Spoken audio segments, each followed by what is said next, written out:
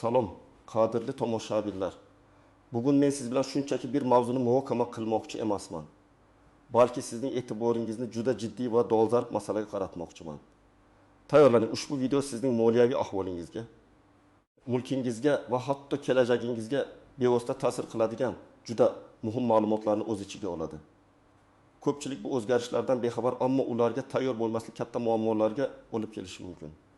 Shuning uchun hoziroq ushbu videoni oxirigacha diqqat bilan tomosha qiling. Chunki bu ma'lumotlar har biringizga tegishli. Kanalimizga obuna bo'lishni va videoga like bosishni unutmang.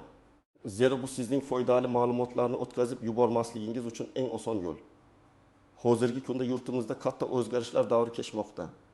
Iqtisodiyotda, qonunchilikda va fuqarolik munosabatlarida yangi standartlar joriy etilmoqda. Mulkchilik munosabatlari ham bundan mustasno emas. Oldinlari qanday edi? Ko'pchiligimiz mulk huquqimizni rasmiylashtirishda asosan qog'oz hujjatlarga, eski kadastr ma'lumotlarga yoki hatto og'zaki kelishuvlarga tayanib yashar edik. Masalan, bir uy qadimgi hujjatlar bilan ota-bobolarimizdan meros bo'lib kelardi. Uning xaritalari yoki texnik pasporti umuman yo'q bo'lardi yoki juda eskirgan shaklda bo'lardi. Ayrim holatlarda esa uchastkalarining chegaralari qo'shnilar o'rtasidagi og'zaki kelishuvlarga asoslanardi. Yuridik jihatdan aniq belgilangan hujjatlar mavjud emas edi. Ko'pchilik o'z mulkining haqiqiy egalik hujjatlari qanday holatda ekanligiga e'tibor bermasdi. Chunki hamisha shunday bo'lgan degan tushuncha ustun edi. Hujjatlar bir martalik rasmiylashtirilardi va keyin ular haqida yillar davomida unutib yuborilardi. Faqatgina sotish yoki hadya qilish kabi holatlardagina eslanardi. Bu holat shaffoflikning yetishmasligi va yashirin iqtisodiyotning ma'lum bir qismini tashkil etardi. Mulk obyektlari haqida to'liq va aniq ma'lumotlar bazasining yo'qligi ularning aylanmasini nazorat qilishni qiyinlashtirardi va ko'plab huquqiy nizo tortishuvlarga sabab bo'lardi. Endi esa vaziyat tubdan o'zgardi. Davlat mulk munosabatlarini tartibga solishda yangi bosqichga o'tdi. Raqamlashtirish, shaffoflik va huquqiy kafolatlar ustuvor yo'nalishga aylandi. Bugungi kunda mulkchilik huquqini belgilash, ro'yxatdan o'tkazish va u bilan bog'liq soliq majburiyatlarini hisobga olish jarayonlari to'liq avtomatlashtirilmoqda va yagona elektron platformalar orqali amalga oshirilmoqda. Bu degani, endi sizning mulkingiz haqidagi barcha ma'lumotlar davlat reyestrida raqamli shaklda saqlanadi. Maqsad nima? Eng avvalo, mulk huquqlarining himoyasini kuchaytirish, qonuniy aylanmasini ta'minlash shu bilan birga. Mulkdan samarali foydalanish va undan olinadigan daromadlarni shaffof tarzda soliqqa tortish orqali byudjet tushumlarini oshirish. Bu o'zgarishlar nafaqat yangi xarid qilingan mulklarga, balki allaqachon egalik qilinayotgan barcha ko'chmas mulklarga ham tegishli.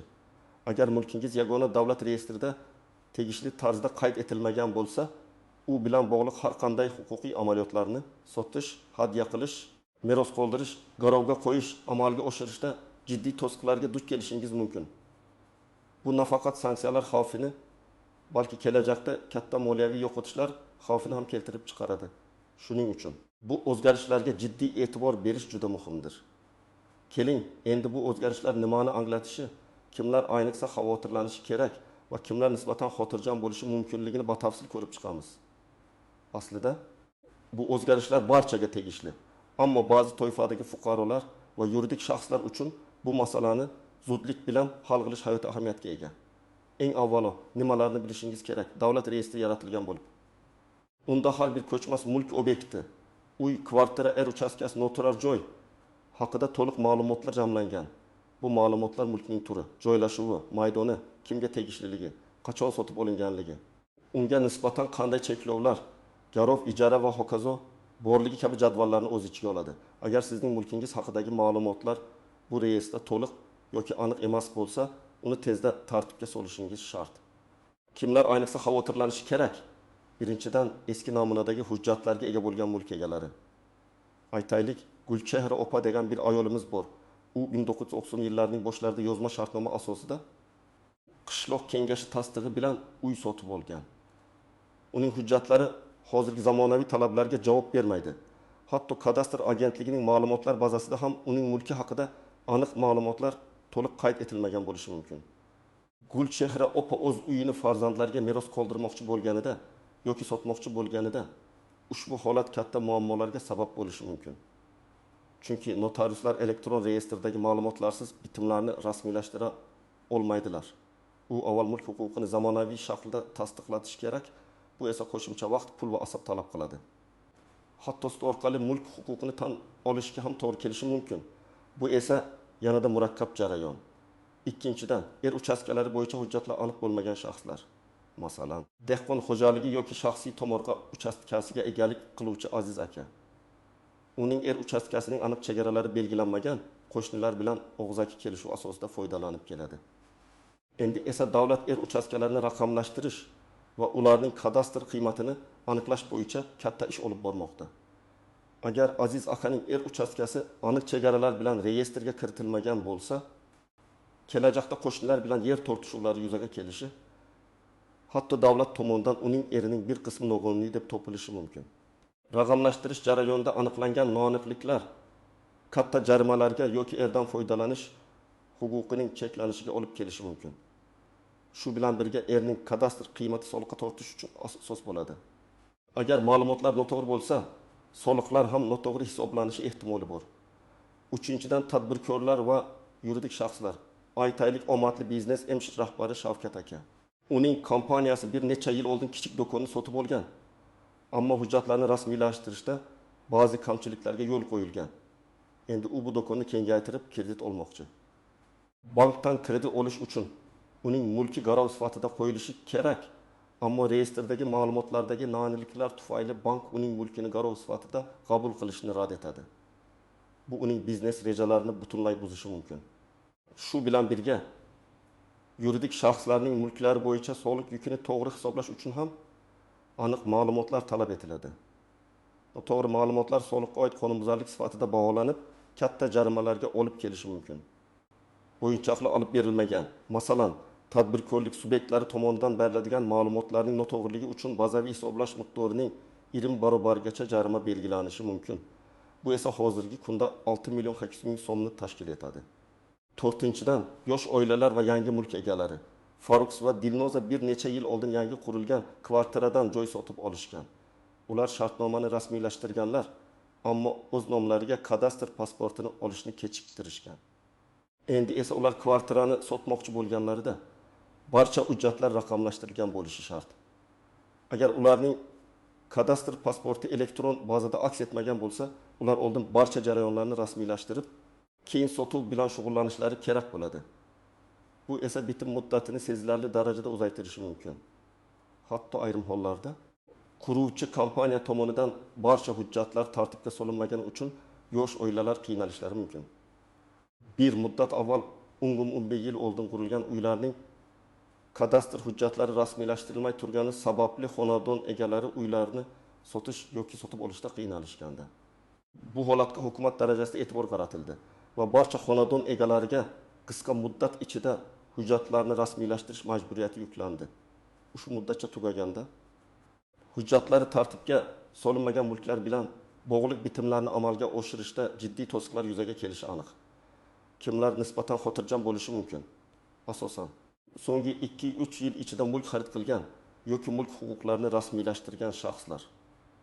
Chunki shu muddat ichida mulk huquqini ro'yxatdan o'tkazish tartib-qoidalari allaqachon raqamlashtirilgan va avtomatlashtirilgan tizimlar orqali amalga oshirilgan. Ular barcha kerakli hujjatlarni zamonaviy shaklda olganlar va ularning ma'lumotlari elektron reyestrga kiritilgan bo'lishi kerak. Biroq shunda ham ehtiyotkor bo'lish zarur. Hatto yangi tizimda ham xatoliklar yoki noaniqliklar bo'lishi mumkin. Har qanday holatda ham o'zingizning mulkingiz haqidagi ma'lumotlarning elektron reyestrda to'g'ri aks etganligiga shaxsan ishonch hosil qilish tavsiya etiladi. Siz my.gov.uz portali orqali yoki davlat xizmatlari markazlariga murojaat qilib, o'z mulkingiz haqidagi ma'lumotlarni tekshirishingiz mumkin. Bu sizga kelajakdagi muammolarning oldini olishga yordam beradi. Endi esa ushbu yangi tizim bilan bog'liq bo'lgan istisnolar, tuzoqlar va ko'zdan panada qoladigan nozik jihatlarni ko'rib chiqamiz. Bu sizning to'g'ri qaror qabul qilishingiz va xatolarga yo'l qo'ymasligingiz uchun juda muhimdir. Istisnolar va maxsus holatlar ba'zi mulk turlari yoki egalar toifalari uchun o'ziga xos qoidalar mavjud bo'lishi mumkin. Misol uchun davlat mulki yoki ma'lum bir maqsadlar uchun ajratilgan uchastkalari. Ular alohida tartibda ro'yxatdan o'tkazilishi va boshqarilishi mumkin. Shuningdek, qishloq xo'jaligiga mo'ljallangan erlar bilan shaxsiy uy-joy qurish uchun ajratilgan erlar o'rtasida katta farqlar mavjud. Qishloq xo'jaligi erlari bilan bog'liq huquqlar ko'pincha ijara yoki doimiy foydalanish huquqi bilan cheklangan bo'ladi va ularni sotish yoki hadya qilish tartibi boshqacha bo'lishi mumkin. Toshkent shahri va viloyatlardagi yer va uy-joy egalik huquqlari ham ma'lum bir jihatdan farq qiladi. Masalan, poytaxtdagi mulkning kadastr qiymati, unga nisbatan qo'yiladigan soliqlar va hujjatlashtirish tartibi viloyatlarga nisbatan yuqori talablarga ega bo'lishi mumkin. Shuningdek, ba'zi bir mulk obyektlari, masalan, madaniy meros obyektlari hisoblangan binolar alohida himoya ostida bo'ladi va ularga nisbatan har qanday o'zgarishlar qat'iy qoidalar asosida amalga oshiriladi. Shunga qaramay, har qanday mulkning reyestrda to'g'ri aks etishi majburiy hisoblanadi. Eng ko'p uchraydigan tuzoqlar va xatolar: 1. Kechikish. Eng keng tarqalgan xato bu harakat qilishni kechiktirish. Ko'pchilik menga hali tegishli emas, bu shoshilinch emas deb o'ylaydi. Biroq yuqorida aytib o'tganimdek, mulk bilan bog'liq har qanday bitimni amalga oshirishda bu muammo bo'lib chiqadi. Masalan, sizning qo'shningiz o'z uyini sotib, boshqa joyga ko'chib ketishga qaror qildi. Uning barcha hujjatlari tartibda, lekin sizning uchastkangiz chegaralari aniq emas. Bu uning bitimiga to'sqinlik qilmasa-da, kelajakda sizning mulkingiz bilan bog'liq ishlarda sizni jiddiy muammolarga duchor qiladi.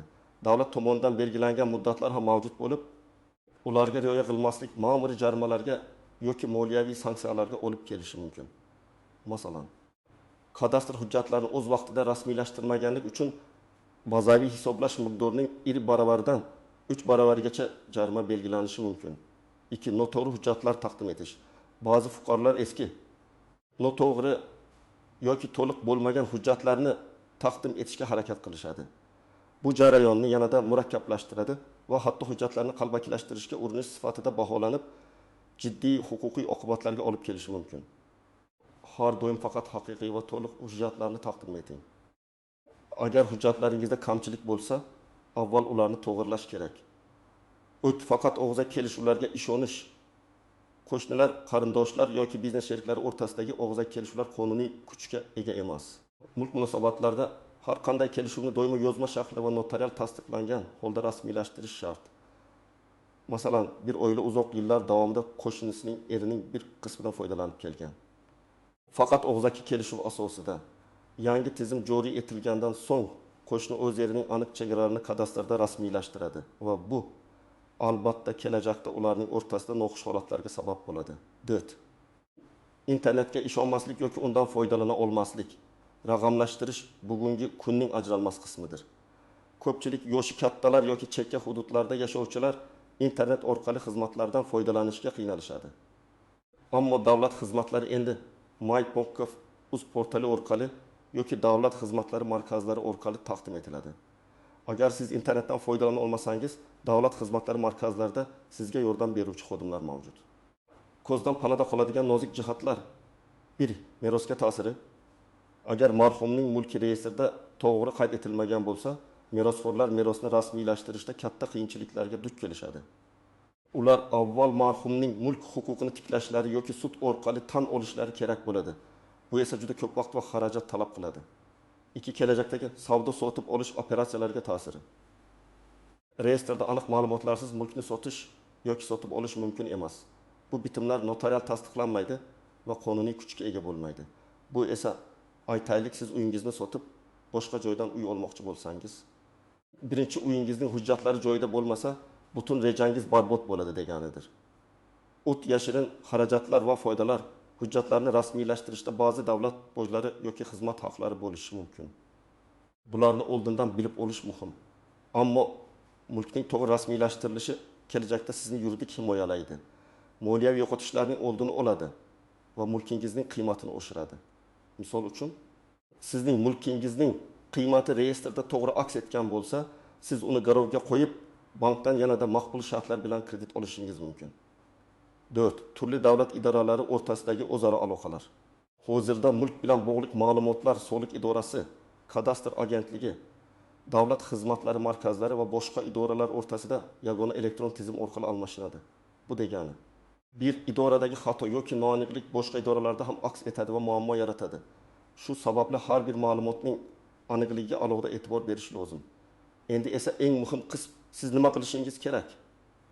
Qadam-baqadam ko'rsatmalar. Birinchi qadam, vaziyatingizni aniqlang. Sizning mulkingiz qanday holatda? Sizda qanday hujjatlar mavjud? Qachon oxirgi marta kadastr hujjatlari yangilangan?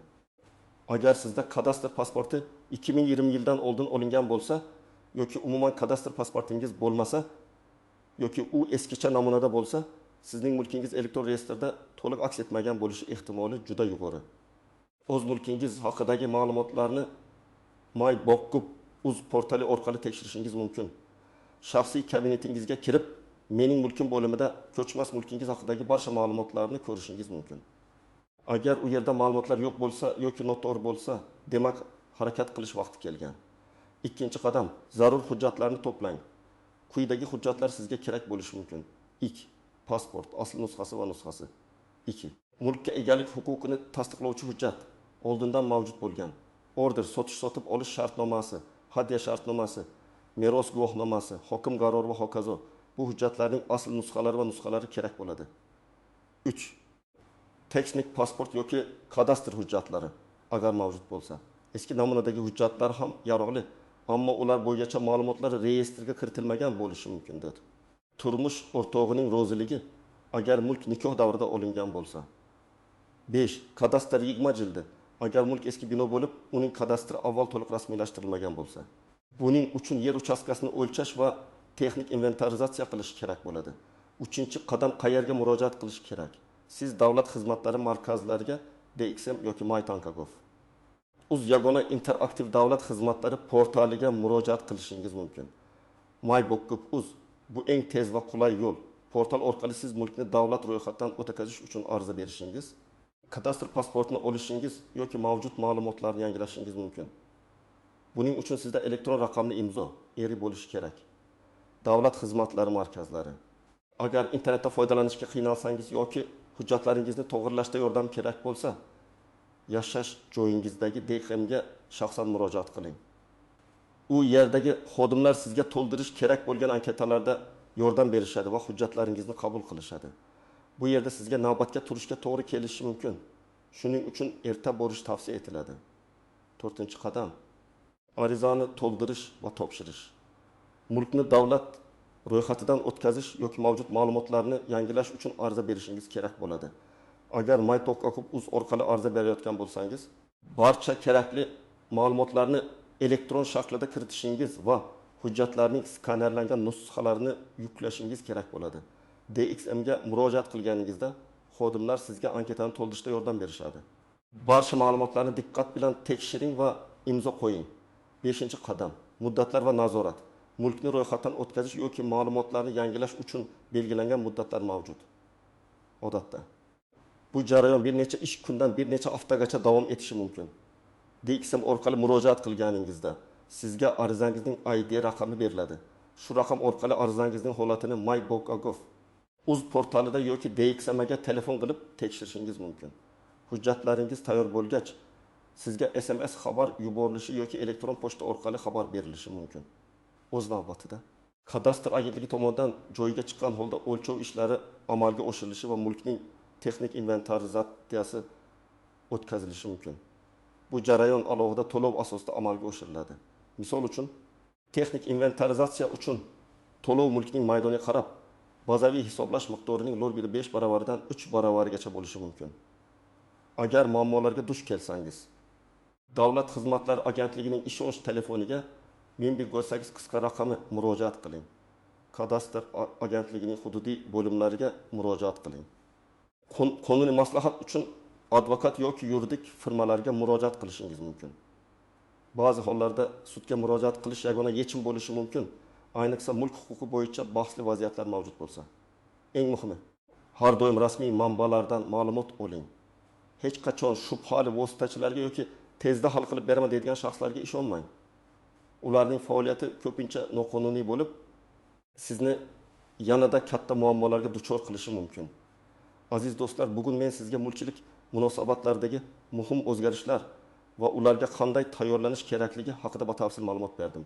Unutmang, Ushbu o'zgarishlar sizning moliyaviy barqarorligingiz va kelajagingiz uchun katta ahamiyatga ega.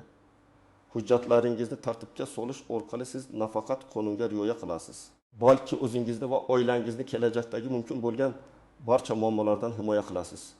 Bilimli bo'lish har doim bir qadam oldinda bo'lish demakdir. Umid qilamanki, bu video siz uchun foydali bo'ldi. O'z fikrlaringizni, tajribalaringizni va savollaringizni izohlarda yozib qoldiring. Bu boshqa tomoshabinlar uchun ham foydali bo'lishi mumkin. Videoga like bosing va kanalimizga obuna bo'lishni unutmang. Zero biz sizni doimo eng muhim va dolzarb ma'lumotlar bilan xabardor qilib boramiz. Keyingi videolarimizda ko'rishguncha o'zingizni ehtiyot qiling va tayyor bo'ling.